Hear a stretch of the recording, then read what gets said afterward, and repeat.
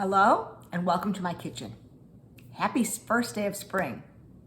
We're here. For those of you like me who live in a cold climate, we know how important this day is. Even though it still may be cold, we still may have snow coming, we at least know the promise of warmer weather is here. It's actually sunny out, there isn't any snow on the ground, and even though it's in the low 40s, it feels like heaven. I guess that's beside the point. But anyways, for those of you that have been following me, this is week 5 already of my wearing the Abbott Freestyle Libre 2 continuous glucose monitor. You can see in my lighter sweater today. Here it is in the back of my arm. And I'm here to share with you today some of the things I've learned. If you've been following me along, you've know that I've done a few of these videos already, and if you are interested in seeing those to see what I've learned in the first 4 weeks, then you can refer to my videos and they will be referenced below. Anyways, but here we are, week 5. I have to say, going into this week, I was pretty cocky, thinking I've got this handled. My glucose variability is less. I don't see spikes or lows after meals because I've learned what it is I need to eat. And again, for those of you who don't know, I had been previously following a WFPB, whole food plant-based diet that was SOFAs, sugar, oil, flour, alcohol, salt-free. And the oil was a little asterisk because I was using nuts. And so when I saw that my blood glucose variability was not optimal, and I've known that I have not been losing my pandemic weight, I decided to adopt a low-fat WFPB SOFAs-free diet. So I eliminated things like avocado, nuts, seeds, and really tried to follow the Dr. McDougall program with the 50-50 plate of 50% non-starchy vegetables and 50% of starchy vegetables, grains, legumes, fruit, with the also limitation that he suggests of 2 fruit or less per day. So that's my diet plan, and that is working. And I have to say, my weight for the first time in 2 years is going down. And since I've been wearing this monitor, again, this is week 5, about 5 pounds. And so that's a pretty good loss for me when I haven't been able to lose weight prior to this at all.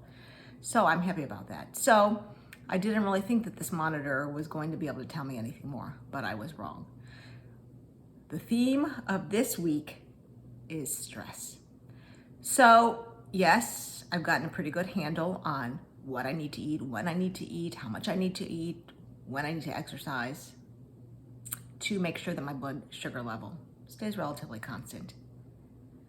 But something I obviously don't have a very good handle on, and I did have one episode in last video session, so for video 4, is stress. And during that video, I mentioned that I had done my parents' taxes and my blood sugar went through the roof. And the only thing I could attribute to was the stress of doing their taxes and then the conversation afterwards. Anyways, this week, I did our taxes and had a similar response. So I know that stress increases my blood sugar. I know that when I meditate, my blood sugar goes back down. When I exercise, particularly outdoors, I had to say, I mentioned before that the meditation worked better for me than exercise, but now that the weather's been better and it's been a little bit more sunny and I've been outside more, I've noticed that being outdoors does make a difference as to whether or not my blood sugar is going to be relatively stable after a meal or not. If I'm walking at that point in time. Anyways, the most interesting thing that happened to me during this week was last night. So yes, stress. What about happy emotions? So I heard a piece of amazing news last night, and I was zipped through the ceiling. And my blood sugar concomitantly rose accordingly. I was really shocked, I have to say. I only thought it was stress, But when you have any kind of intense emotion, you are secreting other hormones such as epinephrine and norepinephrine, and those do affect your blood sugar. So I don't know why I didn't think I would see that, but I did. And it took a while for it to come back down. And I did a meditation and I did try to take deep breaths. But for those of you who've gotten really excited about something before, you know it's hard to come down after you're at that state. Anyway, so that's my lesson for the week, is not only negative emotions or stressful emotions, but that really excited state can lead to elevations in blood sugar higher than they should be. And I think that the lesson here for me is that there is a difference between being happy and being overly excited.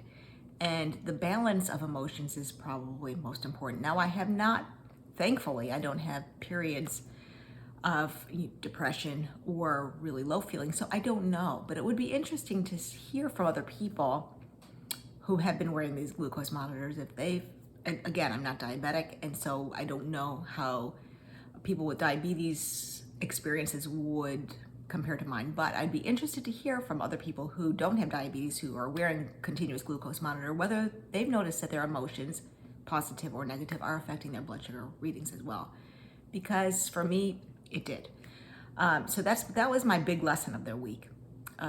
Besides that, I have to say, I decided, test the waters with Dr. McDougall's recommendation for 2 fruits or less per day. Now, his recommendation does not have to do with blood sugar so much as it does with weight loss. And so his recommendation for limiting your fruit consumption to 2 per day has to do with weight loss.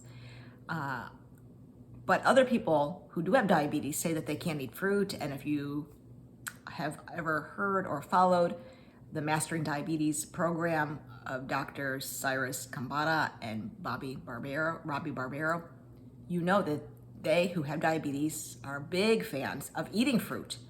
That once your insulin sensitivity is restored, then you can eat fruit as much as you want without affecting blood sugar. So I had been limiting my fruit in an effort to better my insulin sensitivity. Now I felt like I was at the point I could try to see what would happen if I increased my fruit. So I did, for a few days, increase my fruit. And my blood sugar did not go up any more than it did at any other time. But I did notice that the morning after I had a heavier fruit day, my weight was up. Now, whether that's from glycogen, whether that's true weight, I don't know. But it's the extra fruit is still affecting my body.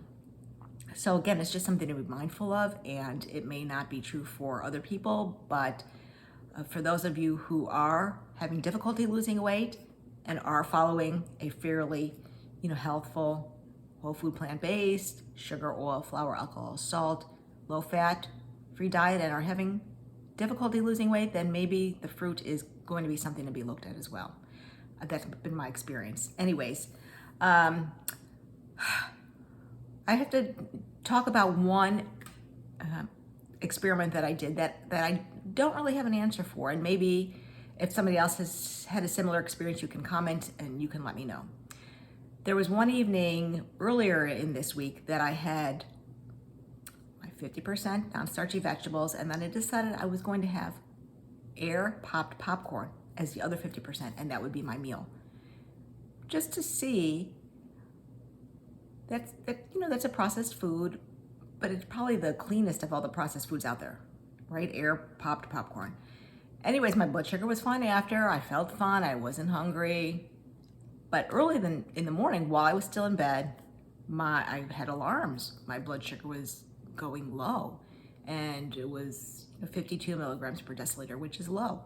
And it stayed that way for a while until, I got out of bed and my cortisol raised my blood sugar, whatever those processes are. I didn't know if it was the popcorn or something else. So I tried to repeat it, or I did repeat it again later in the week, and I wasn't able to reproduce it. So I had the same meal, and my blood sugars again stayed stable afterwards. I wasn't hungry afterwards, and in the morning I did not have that drop. So I can't explain it. I thought it was the popcorn, and thought about maybe attributing to calorie density. I don't know.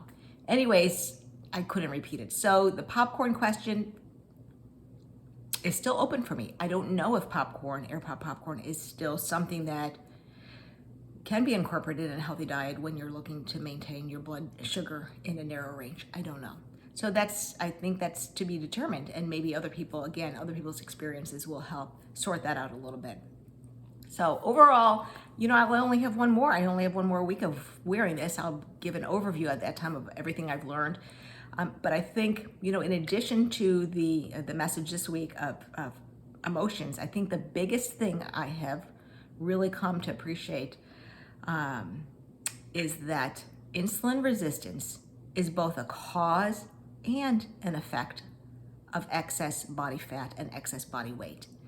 And I think I knew that on some level, and I think I was suspicious that I might be a little bit insulin resistant, but I guess I wasn't ready to face what that would mean in terms of me changing my diet as a result. So now that I know better, I'm hopefully doing better. And, life is a series of changes towards improving ourselves. And so this is all part of that process.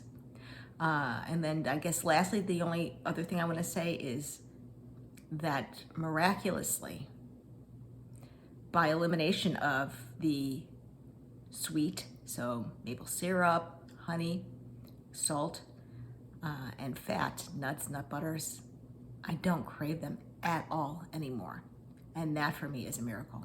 And that for me is freedom.